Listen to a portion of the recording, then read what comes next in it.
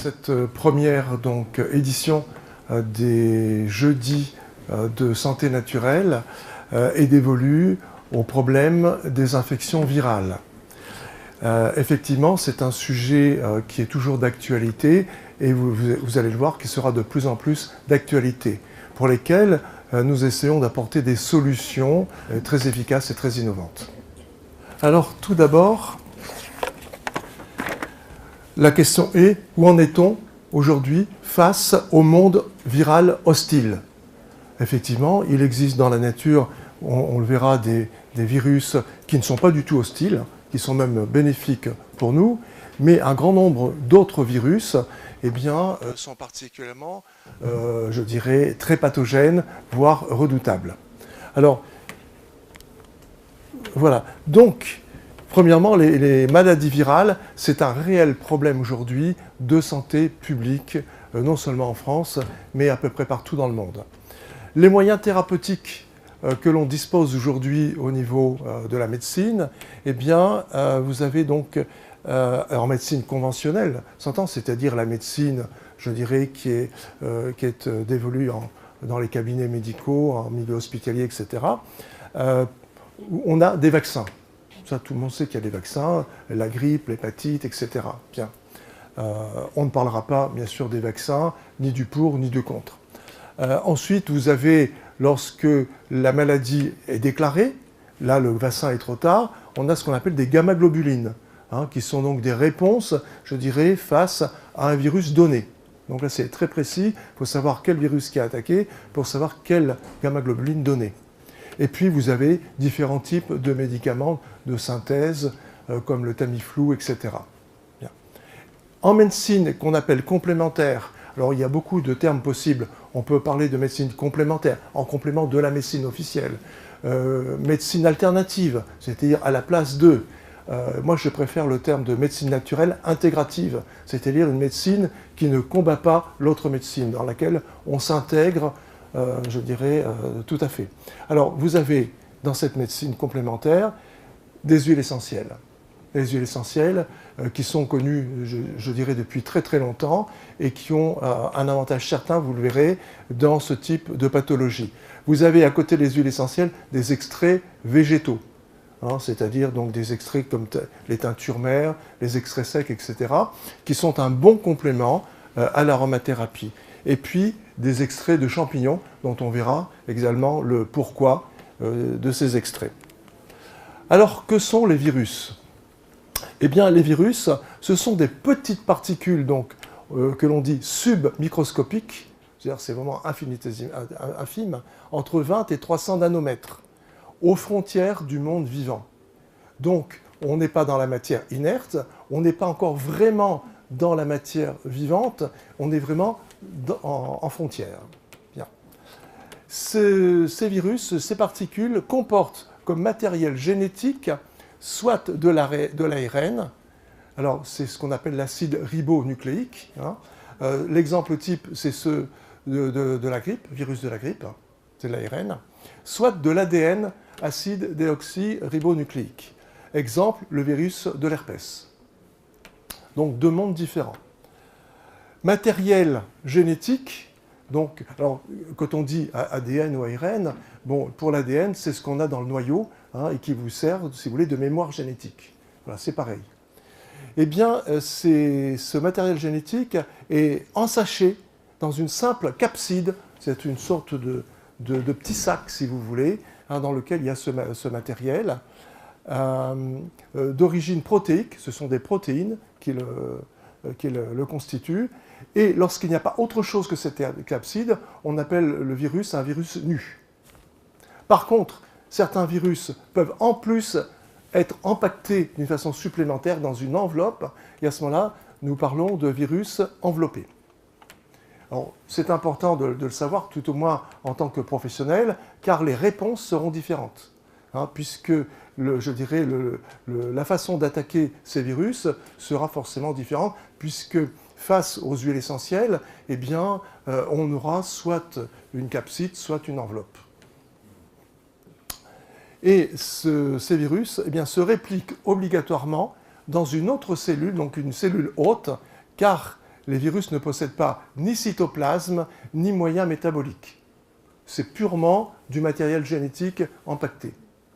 Donc pour cela, le virus va devoir pénétrer dans une cellule. Alors c'est ce qui se passe lorsque vous avez la grippe, par exemple. Le virus grippal, l'influenza virus, va pénétrer dans une cellule des voies respiratoires hautes, va pénétrer, et lorsqu'il a pénétré, eh bien, il va se servir à la fois de l'énergie produite par la cellule, mais aussi des possibilités de multiplication de son matériel génétique en utilisant finalement donc, les moyens offerts par la cellule qu'il a accueillie. Voilà. Alors, par contre, ce qu'on va retrouver au niveau soit de la capside, soit de l'enveloppe, vous avez des projections protéiques qui permettent d'abord la pénétration en particulier dans la cellule hôte. Et ces projections sont en réalité des protéines de type enzyme. Ce sont des enzymes, mais les enzymes, on le verra, agressives. Alors, à côté des virus classiques, eh bien, on peut parler de ce qu'on appelle des virus émergents. Que veut dire émergent? Eh bien, les virus à ARN, donc c'est le matériel génétique le plus ancestral qui existe, hein, voilà, se répliquent en augmentant la diversité de leur génome. Le génome, c'est l'ensemble des gènes qui constituent donc l'ARN. Voilà. Donc, une sous-population dominante pouvant apparaître au hasard ou par sélection de l'hôte. C'est-à-dire que vous avez le virus, je dirais, initial. Ensuite, vous avez donc des mutations qui se passent. Et le nouveau virus qui est là, s'il se développe, peut prendre le pas sur le virus mère, si j'ose dire. C'est ce qu'on appelle donc une sous-population. Et celle-ci, donc, je dirais, pourra être extrêmement pathogène. Donc, ça se fait soit au hasard, soit sélectionné par l'autre, c'est-à-dire la personne qui a été contaminée. Et cette nouvelle population de quasi-espèces, maintenant, remplaçant la population initiale. La variabilité de la composition génétique des quasi-espèces peut parfois influer sur la gravité de la maladie. Voilà. C'est pour ça qu'on parle de virus émergents et de virus, je dirais, extrêmement souvent très pathogènes. On verra un certain nombre d'exemples. Ce que j'ai mis en petit 1, vous voyez leur génome, ces virus, je dirais, ont des enzymes qu'on appelle des polymérases, donc qui permettent de régénérer le génome qui a été éventuellement, donc, je dirais, lésé par les ultraviolets, par différentes choses. Voilà. Et donc, leur polymérase ne réparant pas les erreurs de lecture du code génétique lors de la réplication. Donc, vous avez ce qu'on appelle un taux de mutation 1000 fois plus élevé chez les virus à ARN que ceux à ADN.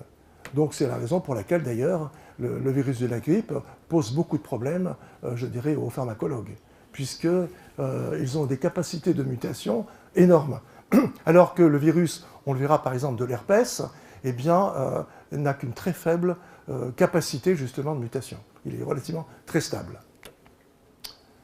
Alors, la transmission de ces virus émergents se fait selon un mode enzootique, ça veut dire par l'animal, donc d'animal en animal, voilà, ou par l'intermédiaire d'insectes. Les réservoirs viraux, c'est-à-dire les animaux, si vous voulez, qui hébergent ces virus, sont très variés. Vous avez les rongeurs, par exemple, vous avez les écureuils, qui peuvent être des réservoirs. Or, souvent, vous savez, les enfants vont vite, je dirais, courir après les animaux, quelquefois ils en attrapent, etc. Attention, ils peuvent être contaminants. Les oiseaux, bien sûr. Hein, on a vu les grandes épidémies qui se sont développées en Asie. Les moustiques, ça tout le monde le sait. Hein, donc les moustiques sont des vecteurs importants, mais en même temps des réservoirs importants de virus dangereux. Et puis les tiques. Parce que les tiques, en général, bon, vous savez que les tiques transmettent une bactérie qu'on appelle Borrelia, qui vous donne la maladie de Lyme, hein, qui est de plus en plus courant, qui devient d'ailleurs un problème de santé publique majeur aujourd'hui. Hein, alors faites attention, quand vous allez vous promener dans la forêt de Fontainebleau, eh bien, c'est bourré de tiques. Et lorsque vous avez donc ce type de maladie, ça peut être extrêmement grave, et vous pouvez avoir même après des encéphalites à tiques, etc., à Borrelia.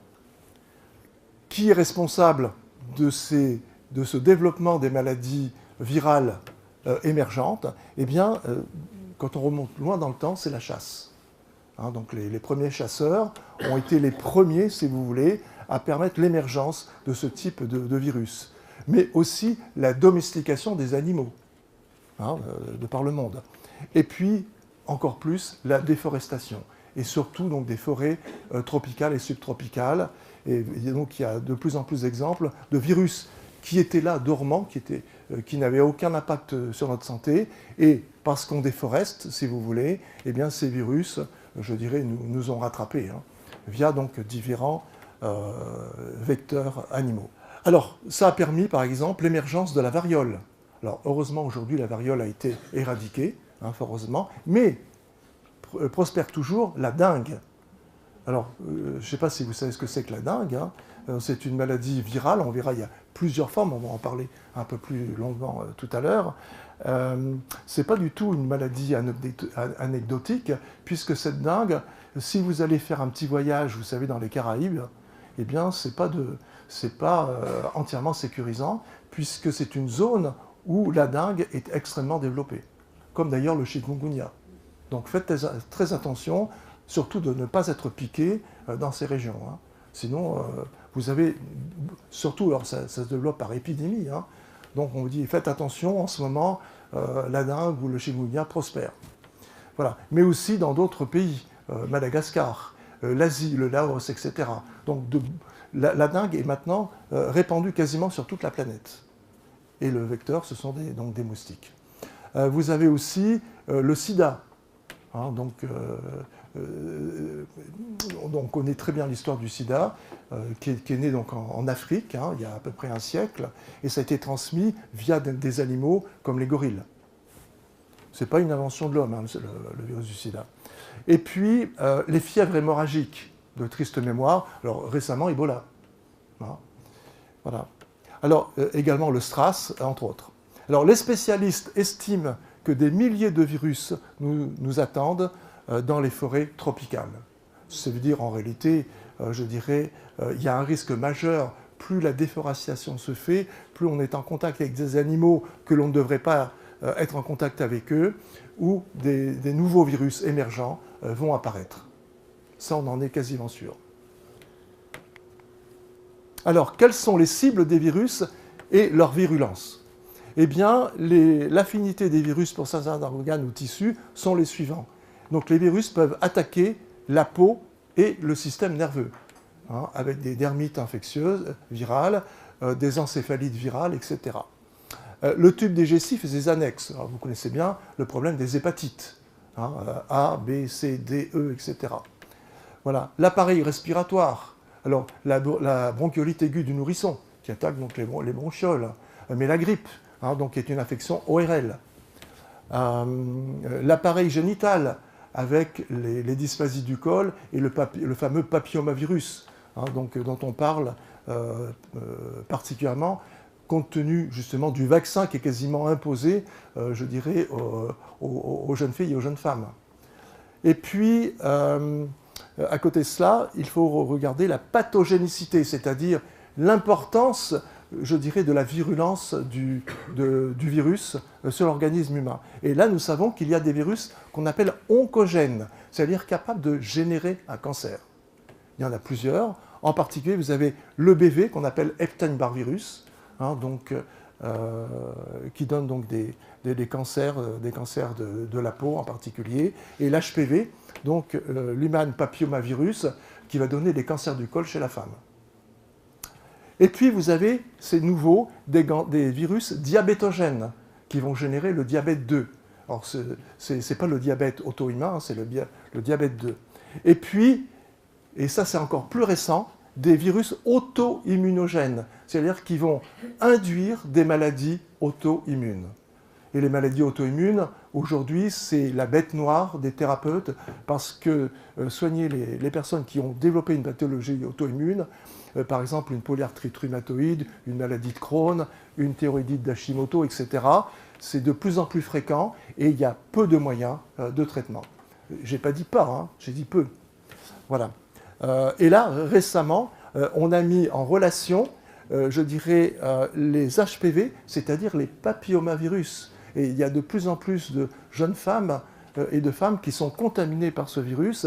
Et derrière, vous avez comme pathologie ce qu'on appelle un lichen plan, c'est-à-dire donc une maladie qui détruit la peau et les muqueuses.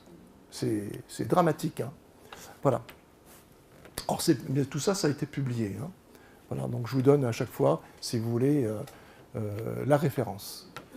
Alors, le point sur les moyens thérapeutiques naturels dans les viroses en général. Eh bien, tout d'abord, avant d'aller attaquer le virus, essayons de voir si notre système immunitaire est capable de nous défendre contre ces infections. Donc, premièrement, on va stimuler les défenses immunitaires. Alors, on a plusieurs moyens. Là, je vais être un peu technique, si vous voulez. Vous avez tout d'abord l'activation des lymphocytes tueurs. Vous savez que dans l'organisme, on a des globules blancs, hein, des lymphocytes classiques, mais aussi des leucocytes classiques et des lymphocytes. Mais dans ce monde des lymphocytes, vous avez des très spécialisés, qu'on appelle tueurs, qui vont aller tuer les cellules qui ont été infestées par des virus. Eh bien, donc on les appelle en anglais les natural killers. Et là, nous avons quelques molécules que nous retrouvons dans certaines huiles essentielles. C'est par exemple le bêta-cariophyllène. Alors ce nom, cariophyllène, ne doit pas vous effrayer. C'est un terpène qu'on retrouve dans beaucoup d'huiles essentielles, en particulier dans le copahu, Copaifera officinalis ou Copaifera marti, donc l'huile de copahu, qui est une oléorésine d'un arbre brésilien, et on récolte cette oléorésine, on la distille pour obtenir cette huile essentielle qui contient donc un taux assez important, à peu près 50% de ce bêta-cariophyllène. Alors, beaucoup d'autres huiles en contiennent. Par exemple, au Canada, vous avez Comptonia peregrina, qu'on appelle la Comptonie voyageuse, qui est quasiment que du bêta-cariophyllène. Il augmente l'activité de ces natural killers, donc nos moyens de défense lymphocytaire, de environ 15%, ce qui est pas mal du tout, hein. Ensuite, vous avez l'acétate de linalyle. Alors l'acétate de linalyle, c'est certainement la molécule majeure d'une huile essentielle que vous connaissez très bien. C'est un peu l'emblème de l'aromathérapie. C'est la molécule de la lavande vraie, Lavandula angustifolia. Et cet acétate de linalyle augmente de 10% à peu près l'activité de ces lymphocytes. Vous avez aussi une huile moins connue, donc je vous donne des plus connues, des moins connues. C'est une huile que l'on retrouve au Brésil, Bursera delpechana, qu'on appelle l'huile essentielle de linaloé, qui est une huile assez proche d'ailleurs de celle de la lavande officinale, qui appartient à la famille des Burseracées, qui est une famille très importante en aromathérapie, parce qu'elle nous donne beaucoup d'huiles essentielles majeures en thérapeutique. Et puis vous avez aussi, alors c'est pas l'acrétate, hein, c'est l'acétate d'insensile, qu'on retrouve dans l'encens, c'est-à-dire Boswellia sacra. Et vous savez que l'encens, c'est une huile essentielle intéressante. Alors, bien sûr, pour stimuler, booster le système immunitaire, mais aussi comme antidépresseur. Alors voilà la photo de cette Comptonie voyageuse. C'est une petite plante, hein, qui est récoltée et qui est distillée donc, au Canada. La lavande, tout le monde la connaît, hein. Tout le monde la connaît, oui, mais pas toujours très bien. Savez-vous combien il y a de composants dans l'huile essentielle pure, vraie de lavande? Dites un chiffre. Allez, je vous fais travailler un tout petit peu. Une cinquantaine, une centaine? Qui dit mieux? On va se retrouver, vous savez, commissaire-priseur. Plus de 300. Eh bien, c'est un peu plus de 1100 composants différents. Ce qui veut dire qu'il est impossible pour un laboratoire de reconstituer à l'identique une véritable huile essentielle de lavande. Impossible. C'est trop complexe. Alors bien sûr, il y a des composants majeurs dedans et des composants mineurs, hein, bien sûr. Et encore, l'huile essentielle doit être bien distillée, parce qu'on verra que si c'est distillé trop vite pour les besoins de la parfumerie, hein, donc c'est vraiment les huiles de lavande grand bateau, si vous voulez, ben, vous n'aurez quasiment pas d'une molécule intéressante qu'on appelle comment je veux dire, c'est une coumarine, hein, qui est la herniarine, il y en aura très très peu. Par contre, si c'est distillé plus longuement pour les besoins de l'aromathérapie, vous aurez suffisamment de cette molécule. D'ailleurs, vous utilisez aussi la lavande, vous savez, pour soigner les douleurs. Quand vous en mettez, ça se calme. Non seulement ce sont les grosses molécules, si je veux dire, importantes dans l'huile, l'inalol, l'acétate de linolyle, mais aussi c'est la rhéniarine qui a un fort, je dirais, impact analgésique. Alors voilà, Bursera delpeciana, hein, donc, qui pousse au Brésil. Voilà. Alors, le point sur les moyens thérapeutiques naturels dans les viroses, on va continuer. À côté de la stimulation des natural killers, eh bien, on peut activer les macrophages. Alors c'est important parce que les macrophages, ce sont des cellules qui vont macrophager, qui vont phagocyter, hein, les cellules qui ont été infestées par des virus. Voilà. Eh bien, alors ces macrophages, comment fonctionnent-ils? Ils sécrètent, ils expriment des molécules, je dirais, qui sont des molécules qui vont attaquer la cellule qui a été infestée. Et c'est l'oxyde d'azote, hein, le NO, qu'on retrouve. Il synthétise également des héros. Or, les héros, ce sont des espèces réactives de l'oxygène. Vous avez entendu parler des radicaux libres. Bon, eh bien, ils sécrètent naturellement des radicaux libres pour aller brûler la paroi des cellules qui ont été infestées par les virus. Et puis également, donc, de l'interféron gamma, etc. Alors, qui est capable? Alors là, nous ne sommes plus dans le domaine de l'aromathérapie, mais dans le domaine des champignons, hein, donc de la mycothérapie.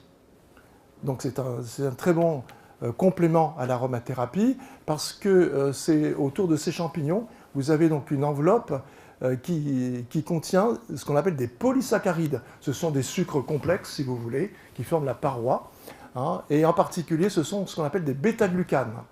Alors ces bêta-glucanes, vous en avez, tout le monde connaît le shiitake. Voilà. Hein, le nom latin, c'est Lentinus edodes. Eh bien, il contient donc un bêta-glucane qu'on appelle l'AC2P. Voilà. Et en particulier, ça inhibe l'influenza virus. Donc, vous voyez, en prévention de la grippe, eh bien, c'est intéressant. Et puis, vous avez ceux d'un autre champignon qu'on appelle Erythricium erinaceus, intéressante dans l'hépatite B, qui est une hépatite redoutable. Voilà. Et puis, via d'autres types de composants, alors on quitte le domaine des champignons, hein, on va dans celui des huiles végétales, donc de l'oléothérapie, mais particulière. On ne va pas parler de l'huile de tournesol, on va parler de l'huile de calophylle inophile. Certains d'entre vous connaissent le calophylle. Vous êtes allé dans les salons, hein, et vous avez des stands, c'est marqué l'huile sacrée de Madagascar. Voilà, c'est le calophylle. Bon, à Madagascar, le calophylle n'est pas sacré, hein. Ça c'est purement de la publicité. Vous avez donc des calophyllolides qui sont également extrêmement stimulants, hein, du système immunitaire. Mais aussi, ne pas oublier le magnésium et le zinc. Indispensable, incontournable. Donc là, sous forme d'oligothérapie, hein, d'oligoéléments. Bien. Ensuite, on va s'attaquer au virus lui-même. Donc, on va inactiver des virus par les huiles essentielles pour commencer.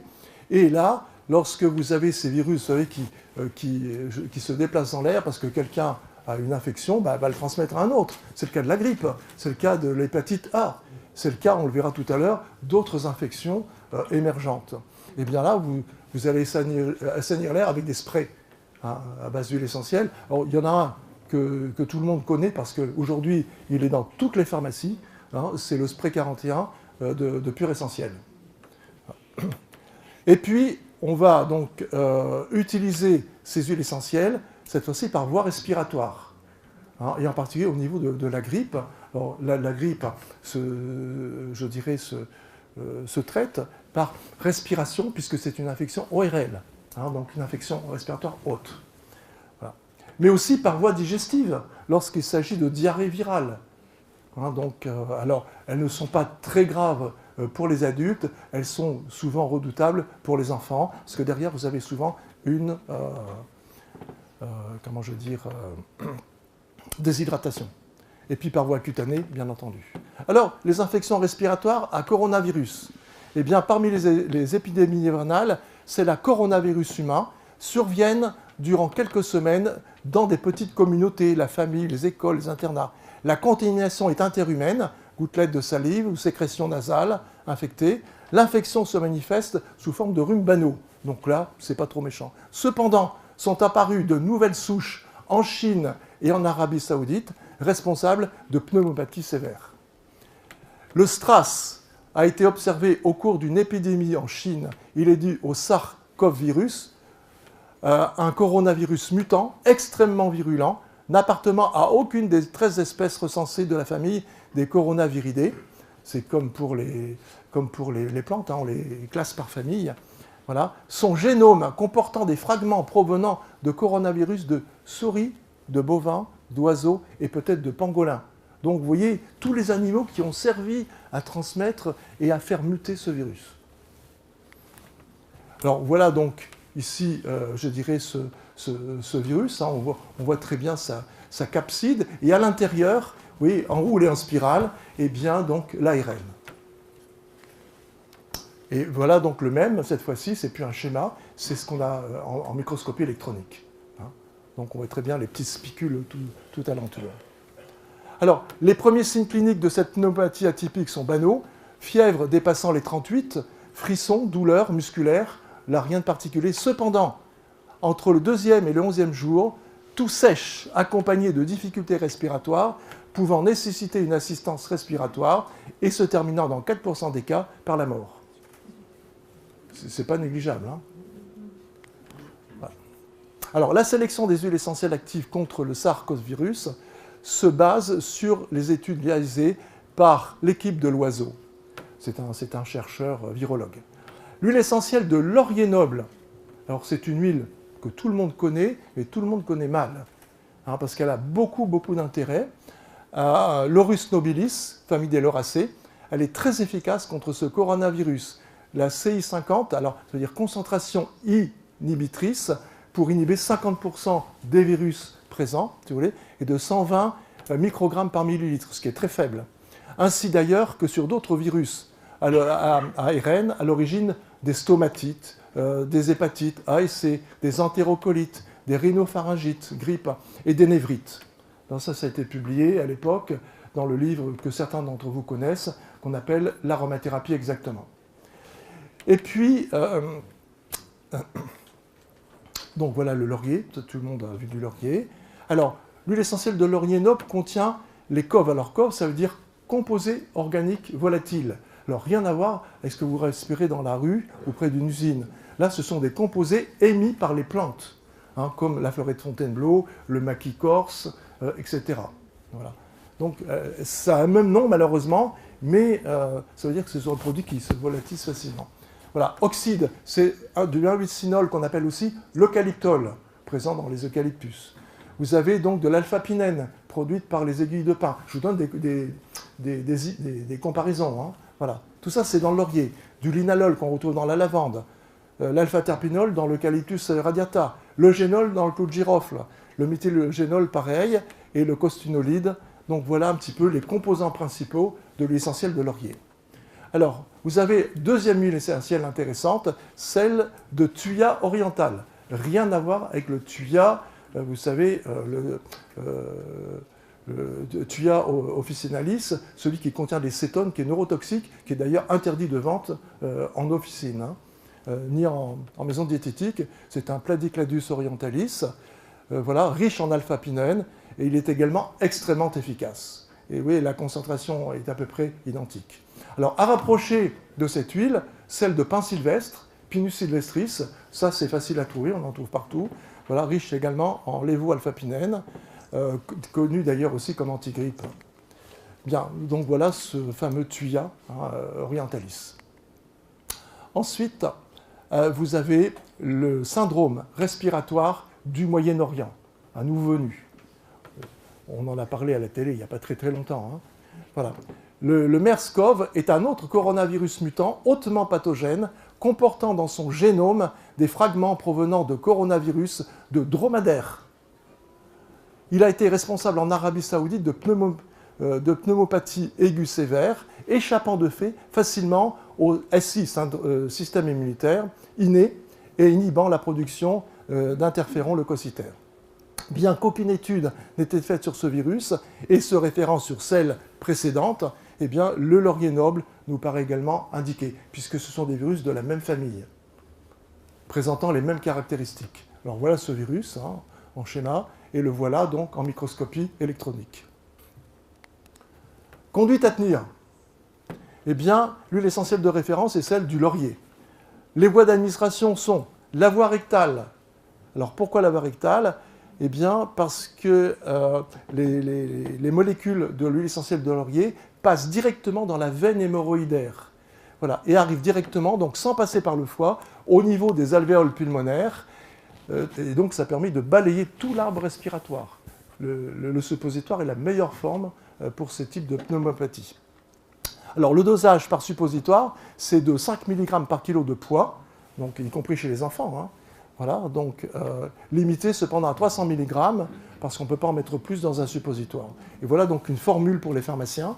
Je vous rappelle que l'aromathérapie, c'est une thérapeutique extrêmement efficace, et il est bien d'avoir les conseils d'un professionnel de santé, en particulier des médecins phytothérapeutes, aromathérapeutes, des pharmaciens qui, connaissent bien le sujet. Donc évitez les auto-prescriptions, les automédications, pour ne pas faire d'erreur. Et voilà donc le type de suppositoire que l'on peut proposer. 6 le premier jour, il faut quand même y aller. Voilà. Ensuite, on diminue à 5, à 4, puis à 2 ou 3 pour finir une semaine. Tout traitement antiviral doit rester durant une semaine. Alors, voilà, la dengue.